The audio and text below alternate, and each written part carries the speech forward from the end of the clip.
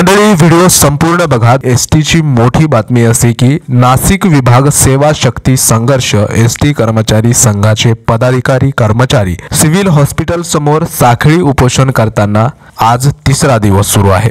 उपोषण करणाऱ्यांपैकी एकाने असे लिहिले की आज आपल्या उपोषणाला पाठिंबा देण्यासाठी रयत क्रांती संघटनेचे जिल्हाध्यक्ष वाल्मिक काशीनाथ सांगळे यांनी स्वतः येऊन आपल्या साखळी उपोषणाला जाहीर पाठिंबा दिलेला आहे। सेवा शक्ती संघर्ष एसटी कर्मचारी संघाच्या वतीने वाल्मिक भाऊंचे आभार मानतो। मित्रांनो, त्यांनी आपल्याला वेळोवेळी पाठिंबा दिलेला आहे, त्यांचे मनापासून आभार। मंडळी, संपूर्ण व्हिडिओ पहा। एसटी ची आणखी एक मोठी बातमी अशी की संघर्ष एसटी कामगार युनियन यांनी असे म्हटले, माननीय सतीशदादा मेटकरी यांच्या उपोषणाला जाहीर पाठिंबा संघर्ष एसटी कामगार युनियनच्या वतीने युनियन कामगार धर्म म्हणून देत आहोत।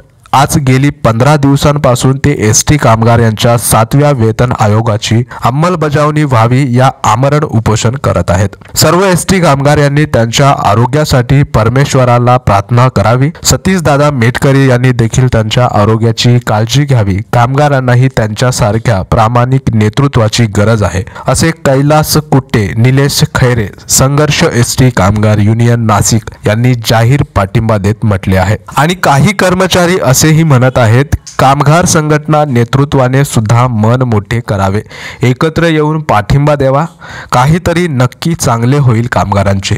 कामगार संघटना म्हणजे खूप मोठी ताकद आहे, पाठिंबा दिला तर खूप मोठे यश मिळेल आपल्याला। माननीय मुख्यमंत्री साहेबांना विनंती आहे की एसटी कामगारांना 7वा वेतन आयोग लवकरात लवकर लागू करावा व मन मोठं करून चांगली बातमी लवकर द्यावी। मंडळी, व्हिडिओ आवडल्यास सर्वांना शेअर करा। धन्यवाद।